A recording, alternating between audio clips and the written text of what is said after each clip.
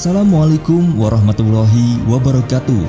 Tahukah kalian, Indonesia dan Islam bagai dua sisi mata uang yang tidak dapat dipisahkan. Keberadaannya saling melengkapi dan tidak saling menegasikan. Indonesia sangat Islami meski bukan sebagai negara Islam.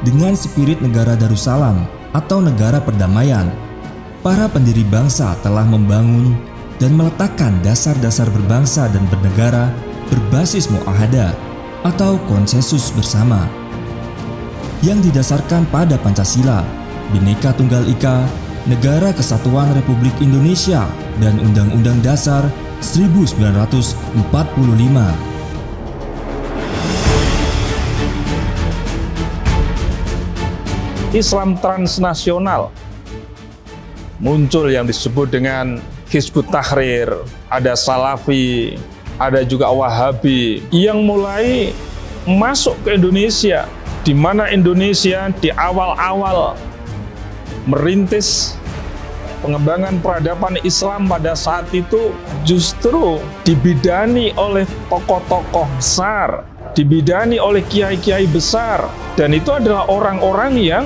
membawa misi-misi perdamaian, bukan misi radikalisme intoleran, bukan membawa misi liberalisme, tidak, tapi justru menempatkan Islam yang sangat strategis di dalam membangun tata kehidupan manusia.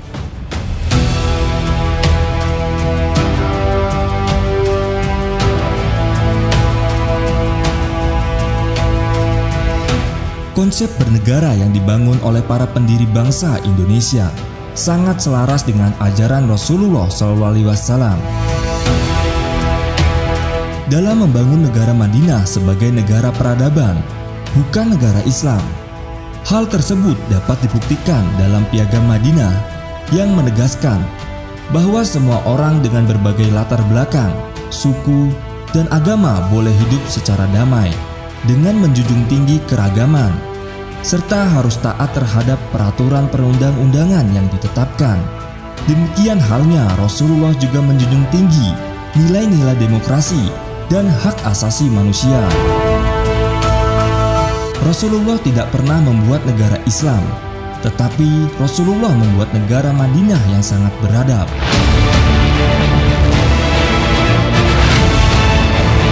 Pemirsa yang dirahmati Allah, sebagai negara demokrasi dengan penduduk muslim terbesar di dunia, Indonesia menghadapi tantangan yang tidak ringan. Berbagai serbuan ideologi transnasional bermotif liberal dan radikal terus mengguncang eksistensi bangsa dan negara Indonesia. Virus ideologi dan berbagai gerakan yang bertentangan dengan Pancasila terus berusaha meracuni kehidupan bangsa Indonesia. Ini sangat mengkhawatirkan. Tugas kita adalah kuntum khaira ummatin ukhrijat linnas ta'muruna bil ma'ruf wa tanhauna 'anil munkar wa tu'minuna billah. Kamu adalah umat yang terbaik yang dilahirkan untuk manusia, bukan dilahirkan oleh umat tertentu, tetapi dilahirkan untuk manusia. Maka manusia satu dengan manusia yang lain wajib saling hormat menghormati. Jangan mudah mengkafirkan, jangan mudah menyalahkan, jangan mudah mengeklaim bahwa dirinya yang paling baik, yang paling hebat, yang paling bersih. Disinilah sesungguhnya letak strategis lembaga pendidikan untuk terus memfilter terhadap gerakan-gerakan Wahabi, gerakan-gerakan Hizbut Tahrir, gerakan-gerakan Salafi. Jangan sampai kemudian masuk dalam dunia pendidikan.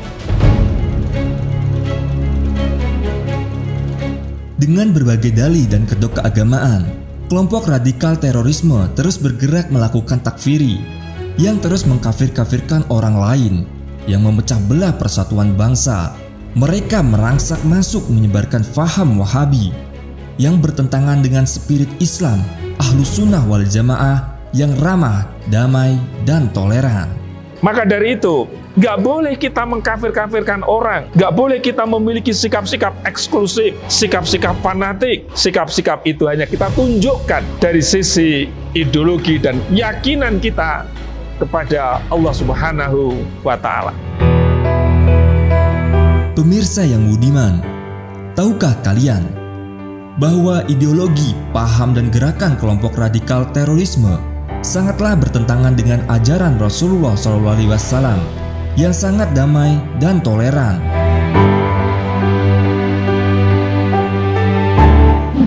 Sesungguhnya kalau kita mampu hidup damai, mampu hidup toleran, menghargai atas perbedaan, dan sekaligus ketika kita melihat berbagai macam perbedaan-perbedaan yang ada itu, selama tidak bertentangan dengan Al-Quran maupun Al-Hadis, maka kita berikan ruang pada mereka.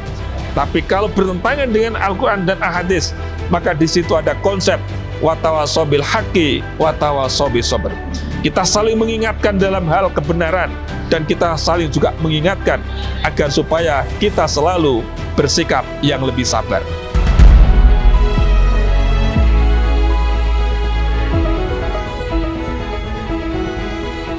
Pemirsa yang budiman, kini saatnya kita semua harus segera bergerak, mewaspadai dan membangun kesiapsiagaan nasional untuk membendung dan melawan berbagai ideologi, paham, dan gerakan yang bertentangan dengan ideologi Pancasila, menjaga keutuhan dan kedaulatan NKRI, dan melindungi segenap tumpah darah Indonesia dari berbagai ancaman yang merugikan masa depan bangsa dan negara. Wassalamualaikum warahmatullahi wabarakatuh.